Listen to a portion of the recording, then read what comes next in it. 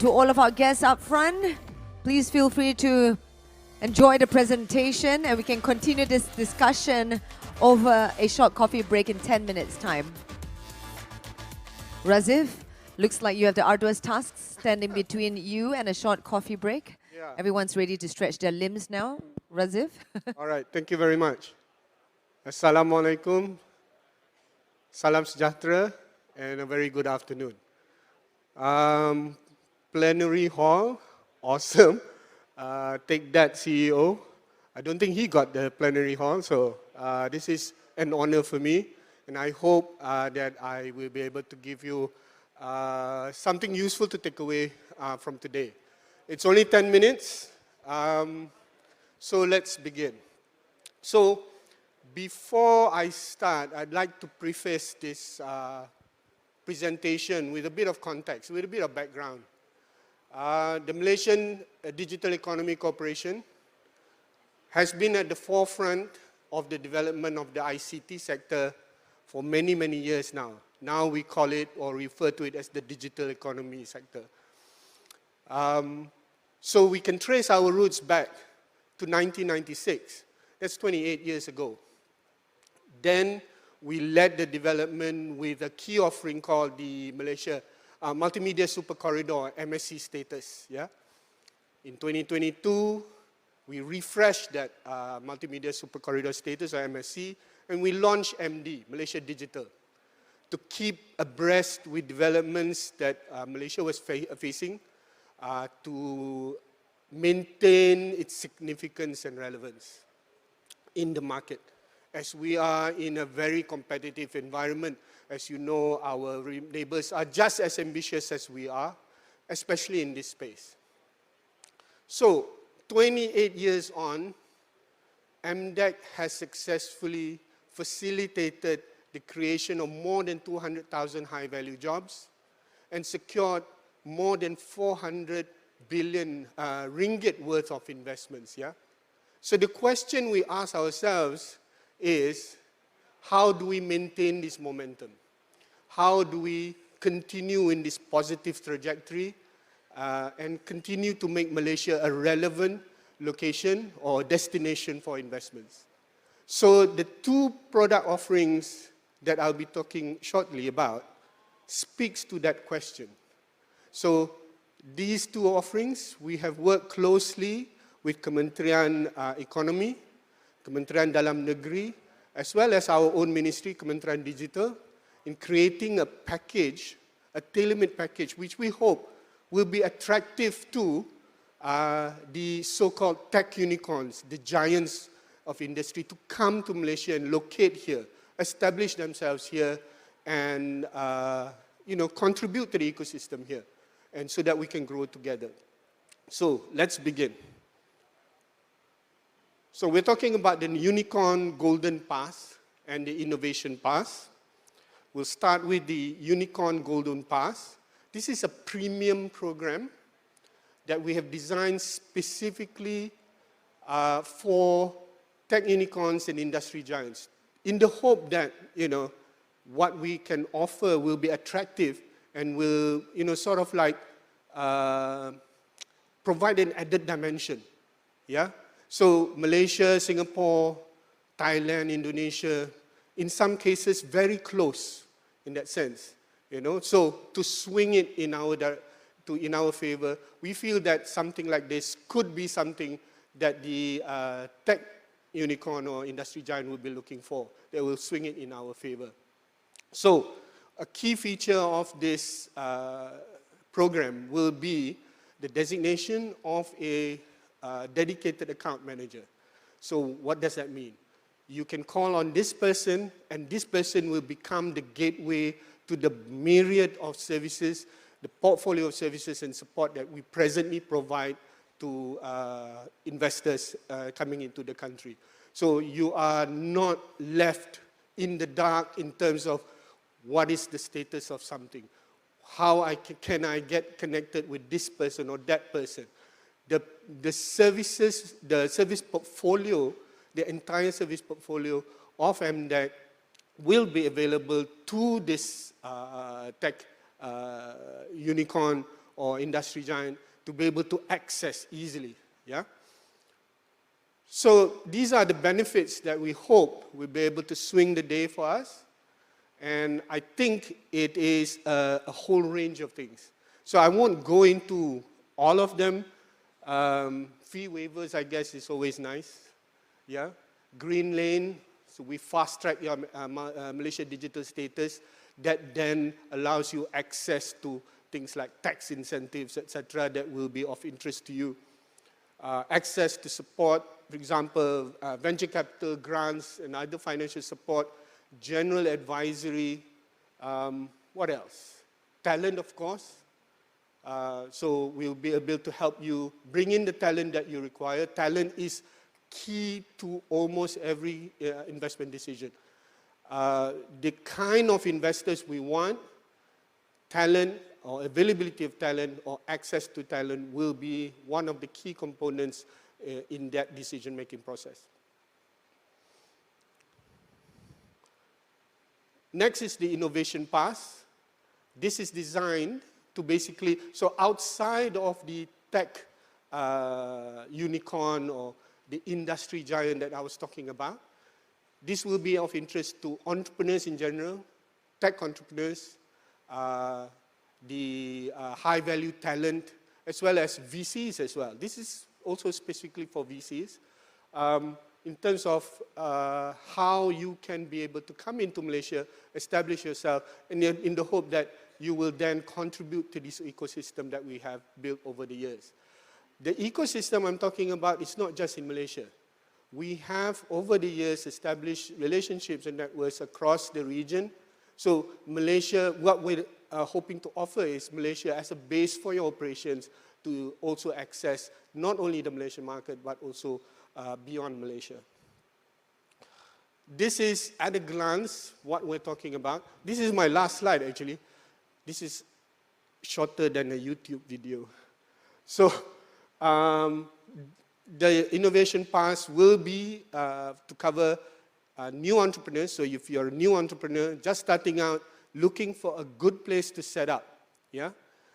Perhaps your product or service offering is Asia-centric or Southeast Asia-centric. You want to solve a certain problem that is endemic or is pervasive within this region. So this could be something we could consider. This is actually, this product or this offering, this innovation pass, actually builds on something that we already have. But we have enhanced it in the hope that it will become even more relevant. So in the sense, I draw your attention to the ability to bring in your co-founders as well. So your co-founders will piggyback on the principal. So you as a principal will come in with this pass. They can come in with the same pass as well. And then the rest of the talent that you will need can access the highly skilled talent category or general talent category, which we internally call EP1 and EP2. Yeah? So, and if you are an established entrepreneur, you already have something, you know, going on, and you would like to relocate that business simply because you think that Asia or Southeast Asia has the upside that you require, then you could come in as an experienced tech entrepreneur. So it's 5+5. You can bring in your spouse, and 5 other co-founders can piggyback on that same path. The rest of your talent, not forgetting that maybe you are the only founder, so you don't have any co-founders, they can still come in and we can bring them in through the highly skilled talent category or general talent category. There are no fee waivers, unfortunately, for this particular offering. But it's in the hope of sort of like adding these 2 passes, these 2 offerings, provides an added dimension, I guess, from the standard tax incentives, etc., and all that. So what we have thought about is to make sure that we provide a whole range that covers all the different areas and, you know, areas of concern, things that you entrepreneurs, founders, and the tech unicorns will require, and hopefully that will address those issues. So this is my last slide. My understanding is there is no Q&A, but I guess I could, at the risk of, I don't know, take a few questions. More detailed questions we are able to address if you come to our booth in level 3. We have members from my team who are ready to take very detailed questions like, you know, how do I apply, what documents I require, etc. So before I go, I guess this is the end of my presentation. I can take a couple of questions just to, you know, answer any burning questions that you may have. Any questions? I have one over there. Some, I don't know. Can we get a mic to him? Sorry, the organizers didn't say that I could do a Q&A, but because we still have time actually. Well, if you are already here under existing, then the existing ones still apply, yeah? So if you are a new entrepreneur, you have exhausted the 1+1, and you are would like to graduate to the established entrepreneur path, you can, but you have to show other things, yeah? So we can see that you have progressed, and you're not just, you know, looking for a way to stay on in Malaysia for over the long term. So I hope that answers the question. Yes, please.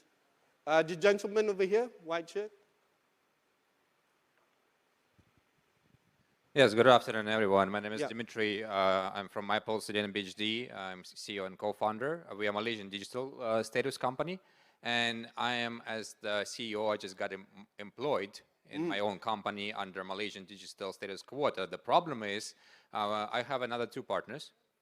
And I'm currently aiming to employ them also. So right now I'm kind of confused whether should I provide them with employment passes or with these new kind of visas in order for them to be here with their families. My question is that we know that, let's say, a new tech entrepreneur, previously it was like, remind me if like the name of the visa, MTEP, Tech Entrepreneur Visa, yes, right? Correct. And it was pretty limited in terms of, like, let's say, I have a bunch of folks that was having problems with opening a corporate bank account, and rights of MTAP holder was pretty limited in Malaysia. So let's say, what's better, employment pass or this visa, and what kind of problems were solved that we used to have before? And what should I do in terms of my partners, and how should I bring them to the country? Thank you. Okay, with regards to your partners, yeah, that sounds like a detailed question that I may not be prepared to answer on stage right now. This is very, very new, hot off the press. So the process and procedures there, my guys will know. I would advise you to go visit the MDEC booth that's on level 3. My understanding is that at least 1 or 2 persons who are there just dedicated to taking answers relating to that.